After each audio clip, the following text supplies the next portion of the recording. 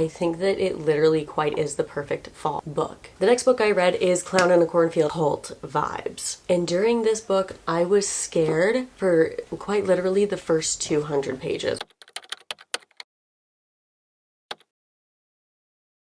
Well, hello, I'm Erica. I am odd. Sometimes I do my intro, sometimes I don't. Let it slide. It's that magical time of year. Rosemount American Teen Princess pageant. I was watching that movie the other day, sorry. It is that magical time of year where it is time for my monthly reading wrap-up. I am going to be totally honest and upfront right now. Obviously, I planned on reading a lot more in October, and then, you know, breakups, right? That really cut into my reading time, but we must heal as humans, as we do. Am I still healed? No. But am I back into reading again without being overcome with sadness? Yes. I'm falling. It's falling off of my bed. Anyways, got some really good October reads and I read 4 books in October. So I want to tell you about them today because they are pretty spooky, and I think if you're still in that mood, that fall mood, these are going to be some good spooky reads. So let's start with the first book that I finished in October, which was obviously Falling Like Leaves. This was the only romance book I read in October, and do you know what's so funny? I thought that like I would be so like not wanting to read romance anymore now that I'm like going through it.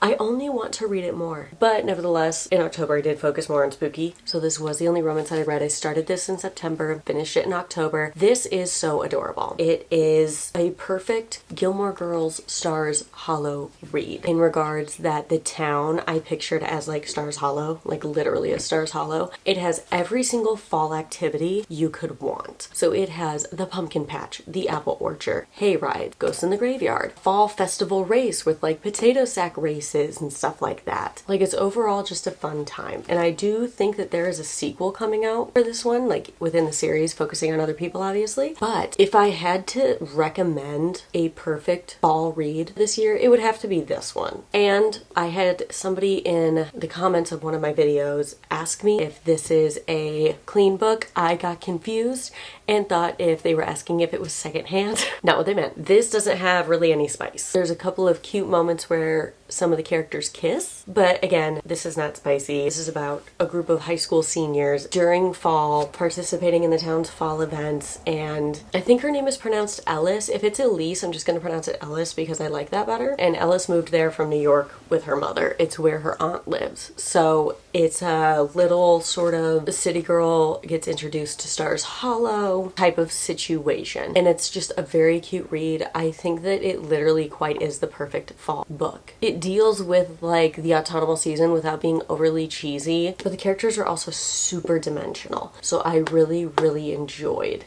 these characters. And overall, it's just one of the most perfect fall reads I've ever read. 5 stars. All right, next up. The next book that I actually listened to is Grady Hendrix' Horror Store. I listened to this in a day because it's about 5 hours for audiobook, but I listen at like 1.5, sometimes 1.7 speeds because some of these narrators just be taken too long. You know what I mean? So I got it done in about 3.5 hours. It was a good read. I think I gave it 4 stars. It's a nice, quick, spooky read, and it's based around a bunch of retail workers who are within their place of work overnight, and things start to go awry. Spirits start to come back and roam along with them, and it is a bit gory at times because it is a horror book. Horror is literally in the title. So that should tell you a lot about what you need to know about this book. What I like about Grady's books is that you do get really attached to the characters. They feel like very real people. They may remind you of people that you know a lot of the time, but he gives his characters so much depth while also having a short amount of time to do it. He somehow efficiently gives all of his characters in his books so much depth with just a few sentences that like you can read a page of a novel that describes a character and not know that character as well as you would in a Grady Hendrix book. That's what I really love about his writing. I think it really covers a good basis also of underlying themes of what it is to be sort of in a negative corporate machine. I've worked for a lot of corporate companies. Some of them were really great and I really loved those jobs, and others were just horrible. And a lot of times it comes down to bad management and who's in charge of everything, and this book sort of does follow that theme of you have a manager that like you think is becoming so redeeming, and then in the next breath they just set themselves back, and it's very realistic. as someone who is a former retail worker. It does have a lot of twists and turns where you're like, okay, are we in like a dimension where time doesn't exist? Are we entering alternate realities? Like, what is going on? Is this just paranormal or are we time traveling? And it was really intriguing in that way. He is probably one of my newest favorite authors this year, at least new to me, but it is a good one. The next book I read is Clown in a Cornfield. I had heard so much about this. I had heard so much about the movie, so I wanted to read the book before I watched the movie. I listened to it on an audiobook. It was very good. Again, a slasher, classic slasher. It felt like the reverse of Children of the Corn. That's the best way I can describe it. And what I was expecting was like a paranormal haunting of like the legend of the clown in the cornfield. I got the exact opposite. This takes place in a hick town whose biggest factory, which is now shut down, was a clown mascot. It deals a lot with troubled youth. It deals a lot with a town sort of being fed up with a bad group of kids, if you will, and just taking it to the ultimate extreme. It's very much cult vibes, right? I think my favorite part about it was sort of the nods that you had to how the town operates before you even get to any of the slasher parts. There are some politically charged themes in this book, and I think it does tie in well to how easily it is to sort of manipulate people, and the fact that it does deal with the cult vibes is interesting because it's about this young woman whose mother has just passed and her father is the new town doctor, and he moved them there for a fresh start, moved into a house that basically was sight unseen before they moved in. She's going there with trying to have more of a positive state of mind and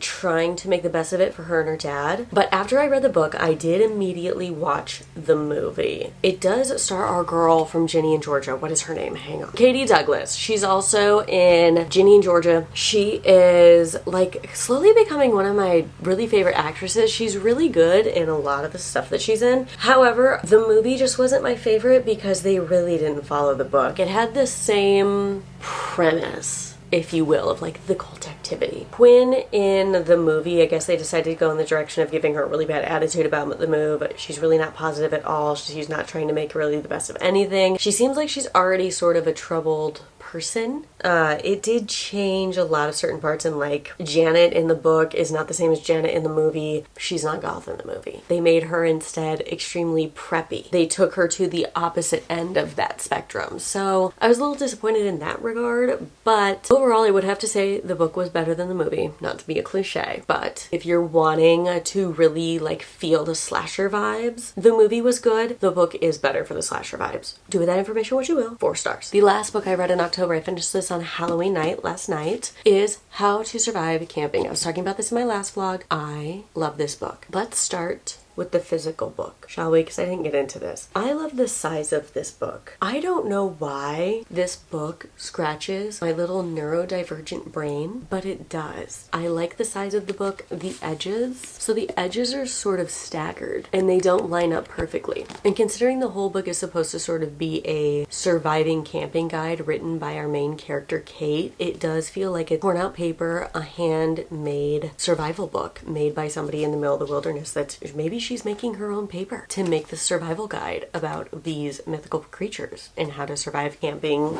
in our campgrounds. So I do like the physical look of this book. This is the perfect book structure. Anyways, the book itself, the contents of said perfect book, is amazing. I don't get scared very easily, right? I watch a lot of scary movies. I watch a lot of horror stuff. I read a lot of scary books. That's always been my thing. I go to horror conventions. It's my thing. So it does take a lot to actually like make me feel scared during these movies. Like a jump scare is different from continuously being scared. And during this book, I was scared for quite literally the first 200 pages. Once I got to part 3, I was like, okay, now I'm in it. The first half of the book, we were getting introduced to all of these mythical creatures. Think of like every mythical creature you've ever kind of been afraid afraid of or thought of, and think like Appalachian Mountains, even though it doesn't take place in Appalachia. It's very Appalachian-esque, if you will. Yeah, that's a word. Why not? Very Appalachian-esque. And the creatures are so well described and like so perfect to a legend sense of like if you grew up